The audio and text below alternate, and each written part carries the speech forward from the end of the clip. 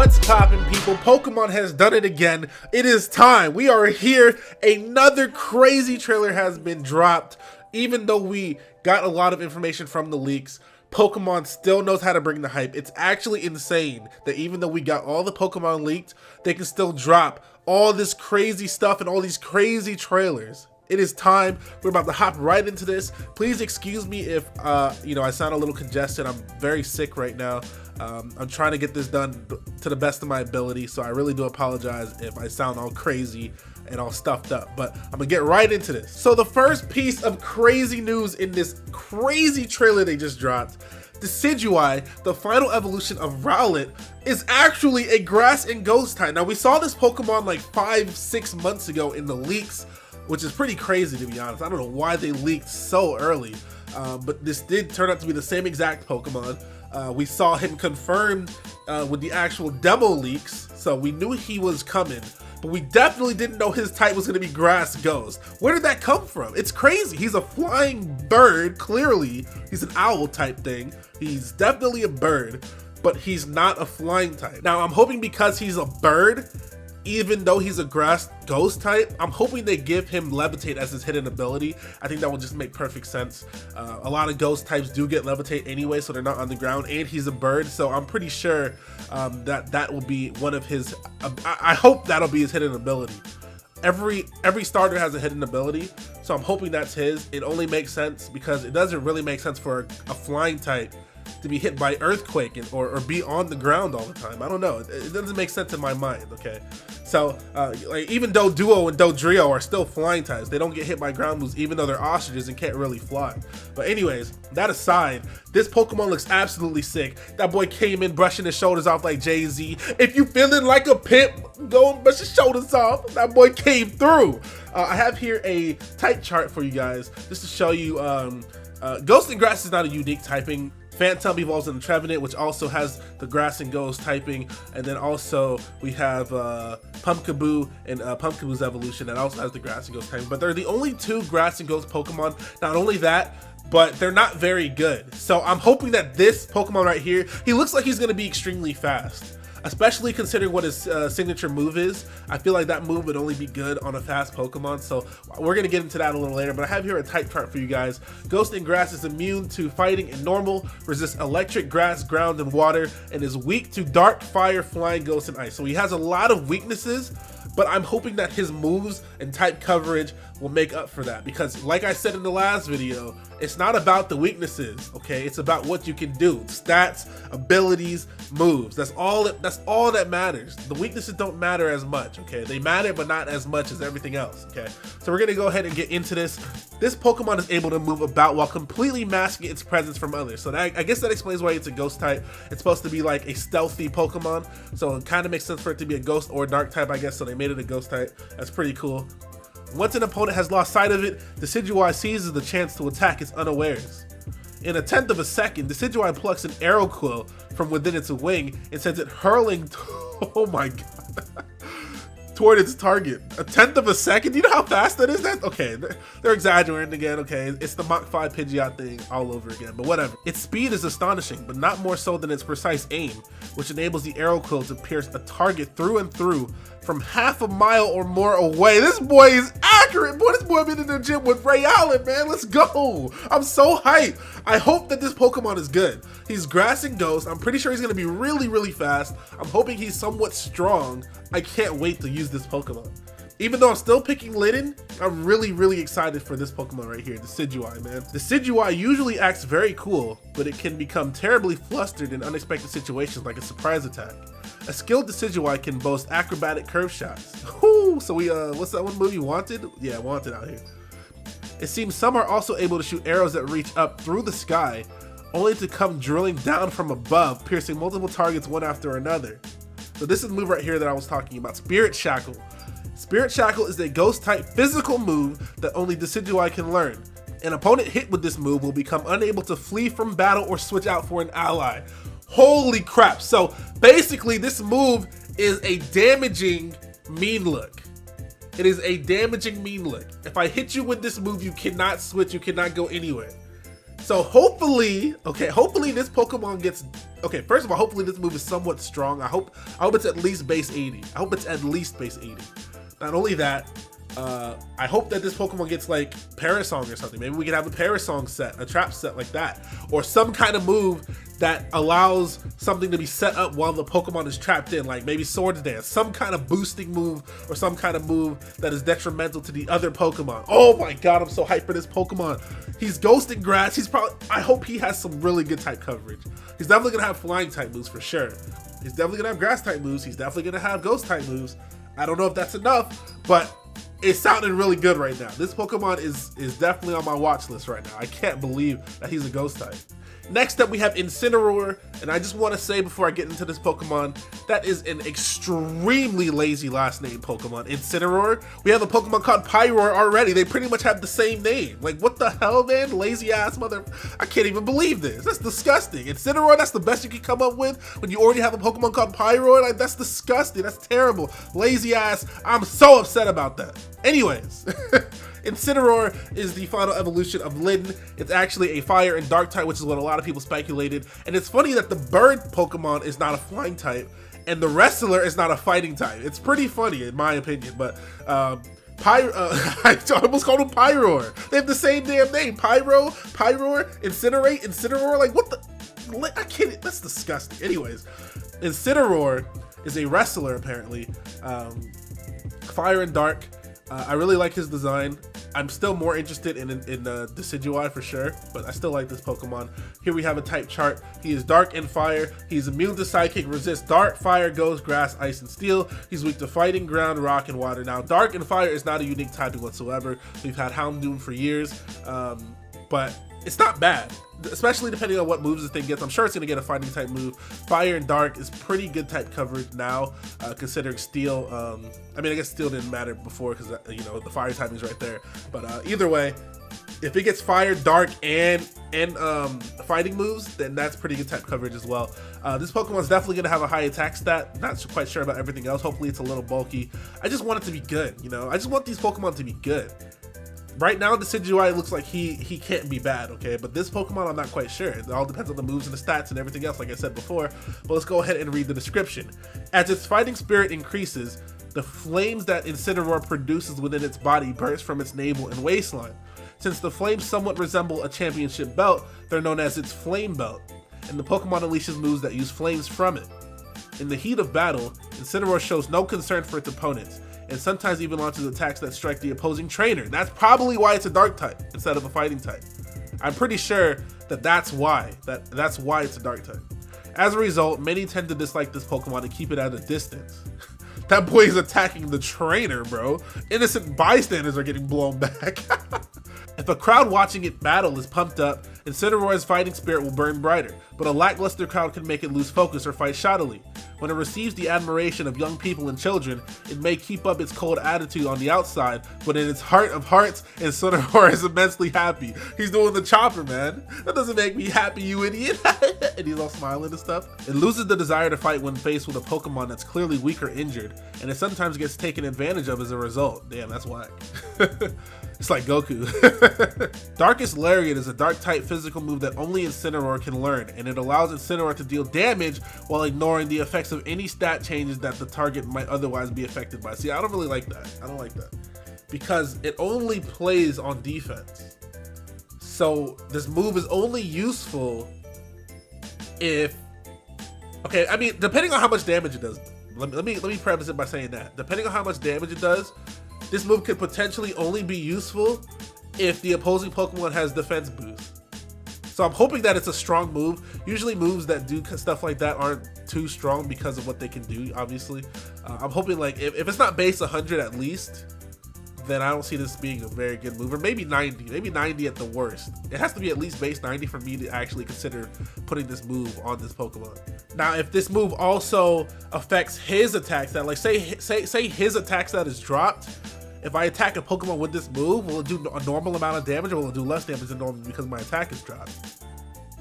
That's the part I need clarification on, because then it might not be so bad, but either way, it's still not that crazy. It's like not that, like it's not as useful as Decidueye at all. So I don't know. I'm not sure that I like that move. Last but certainly not least, for the starters, we have Primarina, and this is Popplio's final evolution. Beautiful Pokemon. I really do like this, even though I was, talking shit about Popplio's evolution line in one of my previous videos. I actually really like this Pokemon, and this Pokemon is Water and Fairy. Fantastic typing. Amazing. That is amazing typing. You guys are gonna see why. Here we have a type chart. Fairy and water, immune to dragon, which is obviously huge. Obviously it's a fairy type, immune to dragon. Look at all these resistances: bug, dark, fighting, fire, ice, water. Some of the most common attacking moves are fighting, fire, dark. All these types are some of the most common attacking moves in the game. And then it's weak to electric, grass, and poison, some of the least seen moves in the game as far as, type coverage and stuff. So that's really good typing. It has 3 weaknesses, 6 resistances, and 1 immunity. That is amazing. I'm hoping this Pokemon's bulky. It looks like it will be. I don't know if that's true or not, but let's go ahead and read about this. Excuse me if my my nose sounds really stuffed up. I'm really sorry about that. As it dances, Primarina releases balloons of water into the area around itself, moving them using the sound waves from its voice. The sight of moonlight reflecting off its glittering balloons creates a magical scene. Since Primarina controls its balloons using its voice, any injury to its throat can become a grave problem. You better get that voice insured, girl! Its greatest enemies are arid environments and the overuse of its voice during back-to-back battles. Among the balloons that Primarina releases, some explode when touched, while others do not. Primarina jump on the non-exploding balloons while they make sport of their opponents, and they use the exploding variety to trigger chain explosions. Primarina songs have many variations, and each one changes the motions of the balloons. It has been observed that songs are shared among Primarina living together, so different colonies end up knowing different songs. Ooh, so we got some that know some of this, some that know some of that. Okay. Sparkling Aria is a water-type special move that only Primarina can learn, and it heals the burns of any target it strikes. Now that's kind of weird. I don't know if I'm hoping, if it's like Wake Up Slap does double the damage if the Pokemon is actually asleep. So maybe this move will be like that. But again, that doesn't sound like a useful move unless the move is strong itself. If the move isn't strong to begin with, then it's a useless attack, really. Because if it does damage and heals the burn, it better be strong. Or it better deal double damage to a burned Pokemon, but either way, that's only useful if the Pokemon's burned. So I don't really get that attack. It doesn't really sound too great. But we'll see. I really do like this Pokemon though a lot. It looks very pretty. I like the white with the light blue hair and the pink that's going on. I really just like this design like a lot. I would have never expected Popplio to evolve into this at all. Moving right along, we have Tapu Lele, which is going to be a psychic fairy type, just like Gardevoir. This Pokemon has a crazy ability, by the way, like actually insane. But let's go ahead and talk about this thing. Oh my god, I'm just crazy. It's just crazy. It's like actually crazy. There is a legend which says that long ago, Tapu Lele once brought an end to war between the islands of Alola by scattering its scales and soothing the tired warriors. Tapu Lele scatters glowing scales that physically affect others, providing stimulation to their bodies and healing their illnesses or injuries. But these scales can be dangerous as well because a body can't withstand the changes brought about by contact with too many scales at the same time. It will scatter its scales over humans and Pokemon for its own enjoyment. While it is innocent in one sense, there is also cruelty in the way it casually brings others to ruin. Oh my lord. Oh shit. Wait. It doesn't even know what it's doing. It's just sprinkling these scales. Like, hey, hold these scales. Whatever happens to you, I don't even care. Just hold them. If Tapu Lele doesn't have much energy stored in its shell, it may lack the strength to seize victory in a head-on battle. With this in mind, it tends to prioritize not losing a battle over actually beating a foe, and it's skilled at strategies such as inflicting status conditions on opponents. Okay, so it's going to be that kind of Pokemon, more like a support type Pokemon, more like an Uxie in the Azelf trio, the little, whatever their trio's called. So this is probably going to be the support type with, Will-O-Wisp and stuff like that.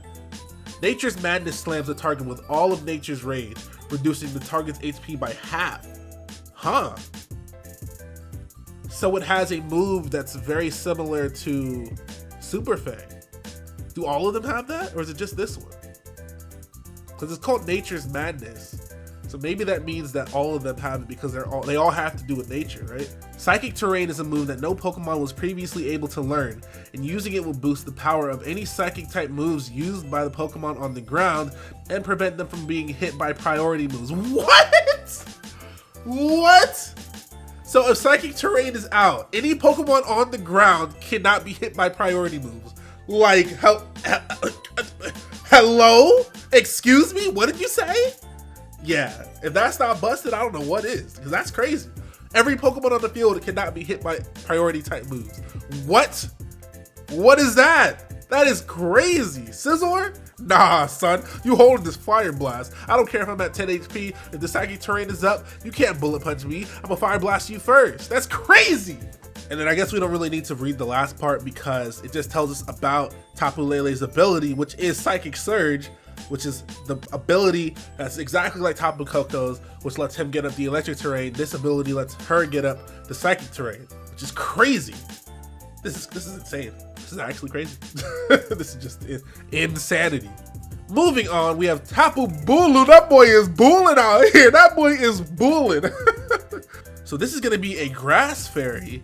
It looks pretty crazy. I mean, it does look like a bull, which is why I'm gonna assume that's why its name is Tapu Bulu, or they tried to make it look like a bull just because they named it that. Either way, it does look pretty crazy. He looks like a very strong Pokemon physically. But what do I know?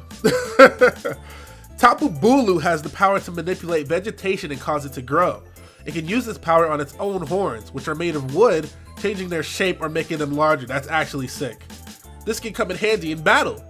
This stolid Pokemon is not very active. People's opinions differ on whether it is as docile as it seems, or if the reason it doesn't move much can be chalked up to simple laziness.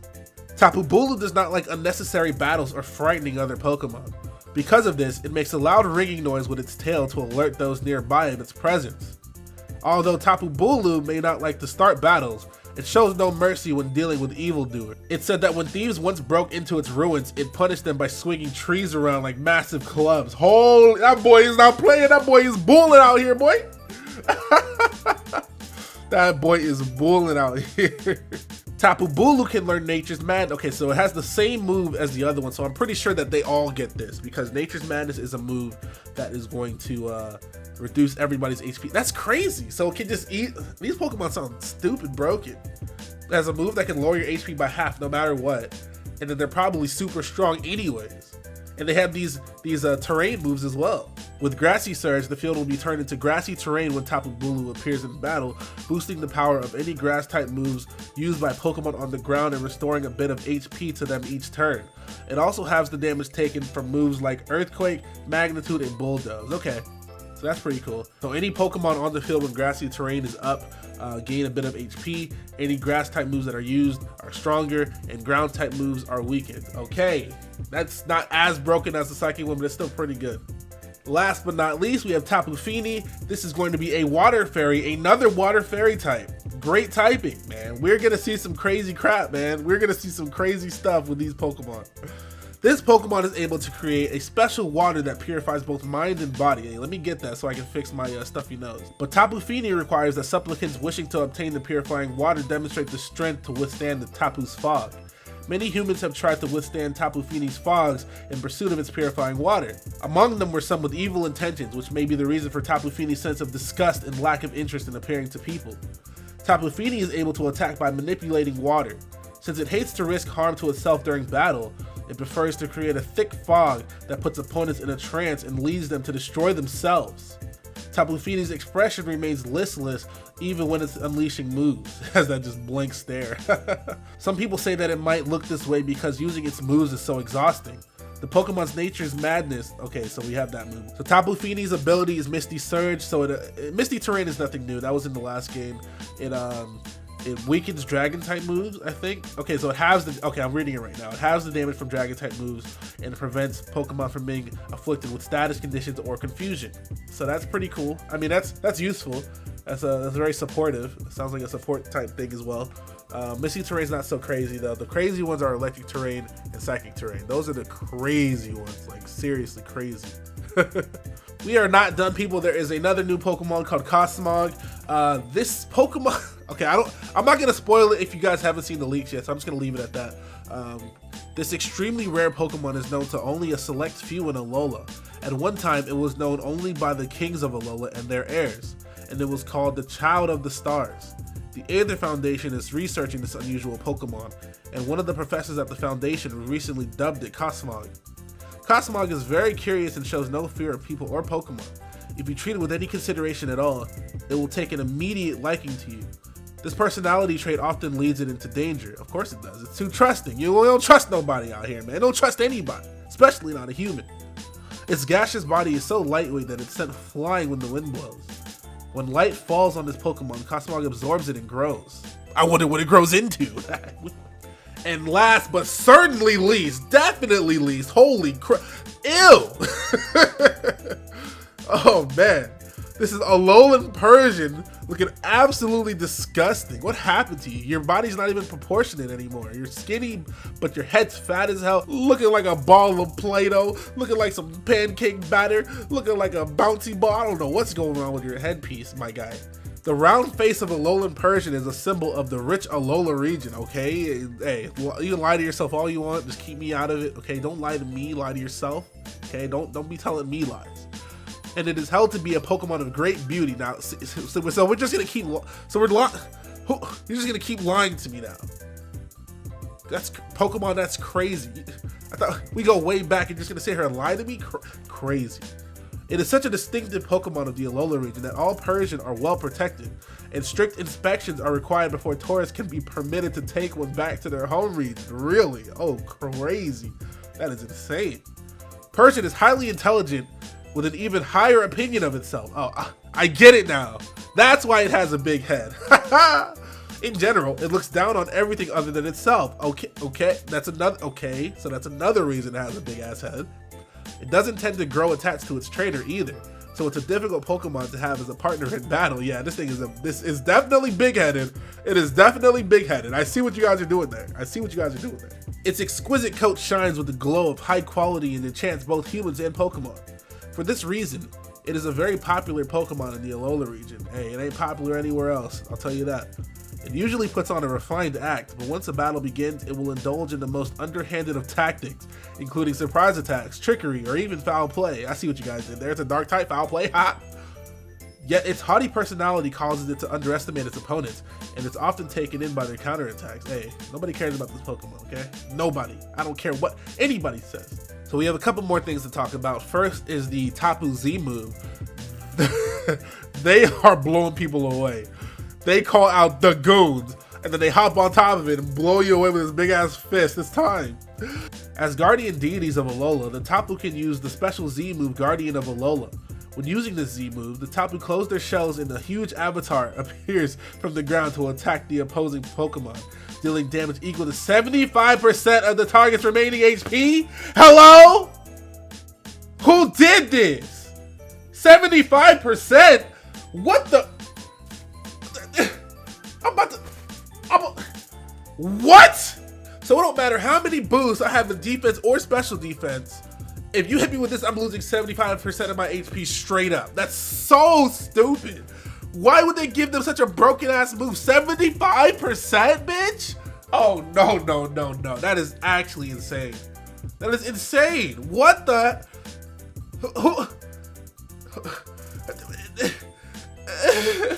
I gotta move on before I get upset.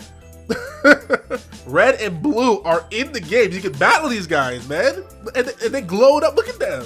Them boys got 401ks. They got children. They're chilling. They're on vacation chilling right now.